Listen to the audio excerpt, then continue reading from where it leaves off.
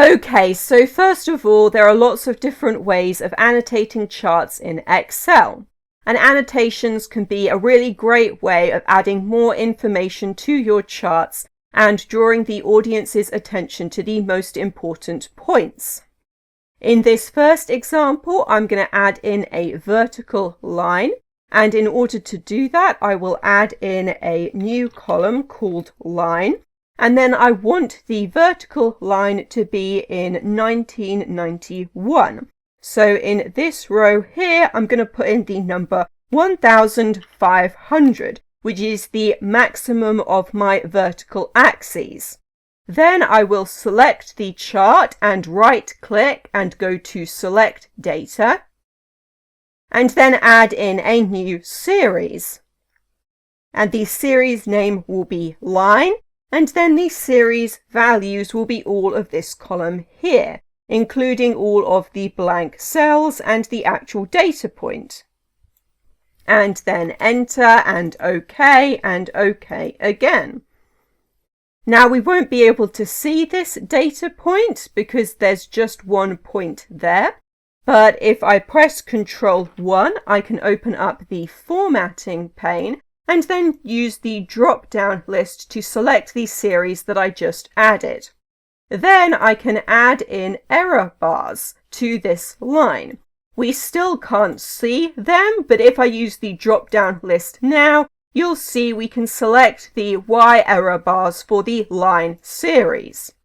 I'm now going to change these, so we have the direction just being minus, the end style is no cap, and then I'll change the error amount to a fixed value, and this will be when we can start to see the error bars. And the fixed value will be 1500. So we can see now, highlighted in blue because I have it selected, the data point in this series, which is at 1991 and 1500. Then we have an error bar going down from 1500 to 0. I'm now going to format this line to make it wider, and also I will make it into a lighter grey. Then I want to change the maximum of the vertical axes back to 1500 because it's been pushed up by the extra data. And then the next thing that I want to add is a label showing what this line represents. And to do that, I'm going to go to Insert and Shapes and then select a text box and click and drag. Then in the formula bar, I'll type equals, and I already have the text that I want to use here, so I can just select that. Then I'll make the font here smaller and readjust the size and position of the text box to get it to look the way that I want it. And now I have a vertical line showing when the Back to Sleep campaign first started. In my next example, I want to add in a shaded area. So in order to do that, I'm going to put a new column in here called Policy. And I want for this to show the time period of the one-child policy. And this started in 1980. So in this row here, I will put in the number 8 because that's the maximum value of my vertical axes. And then I will drag this down until I get to 2016, which is when the policy ended. Then I'll go back up to the chart and right-click and go to Select Data. And then add in a new series. The series name will be Policy, and then the series values will be all of this column here, including all of the blank cells. And OK again. And now I have this orange line here, and I'll select it and then right click and go to Change Series Chart Type. And here I'll change the policy series from a line chart to an area chart, and OK. And then I will format this. So I'll remove the border and change the fill so that it is grey. And then I will also increase the transparency. Then I'll change the maximum on the vertical axes back to 8 as it's been pushed up by the extra data. I then want to add a label to this showing what the shaded area represents. So I'll go to Insert and Shapes and select the text box and then click and drag to draw a text box here, and I'll type in one child policy. Then I'll format this so it's in the center and change the text to grey so it matches the colour of the shaded area. And now I have the chart looking the way that I want it.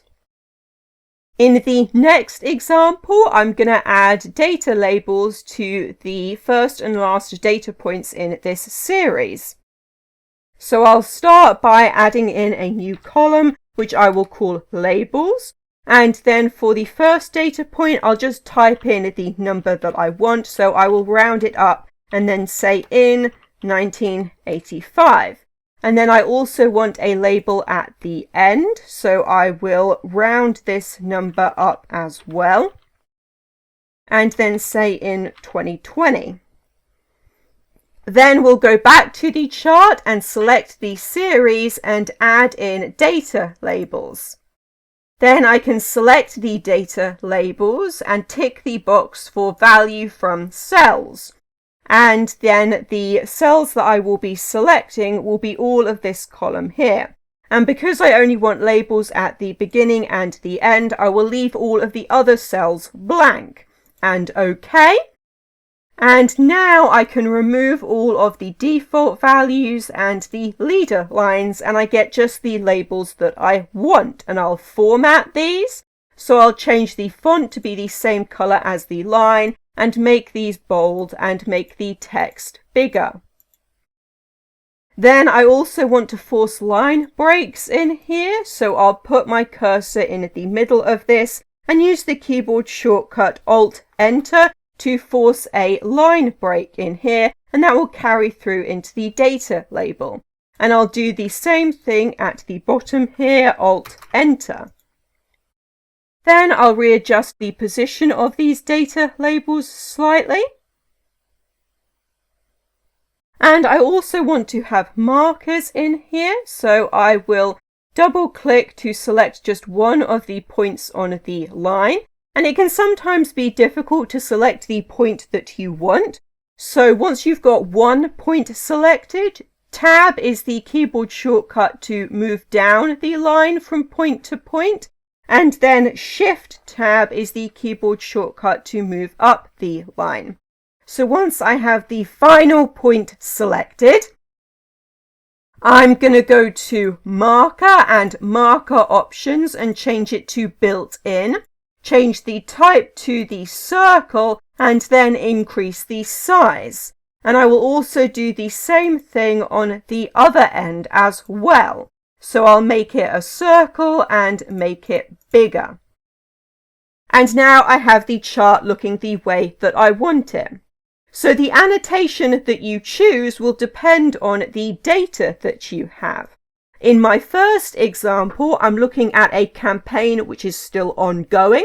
So I have created a vertical line to show when the campaign started, and we can then compare before and afterwards.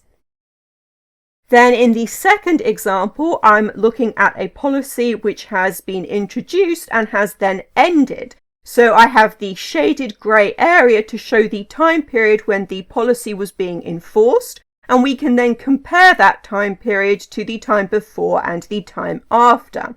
And then in my final example, what I am looking at is the change over time. So I have labelled the first and last data points to draw the audience's attention to the most extreme points in the chart.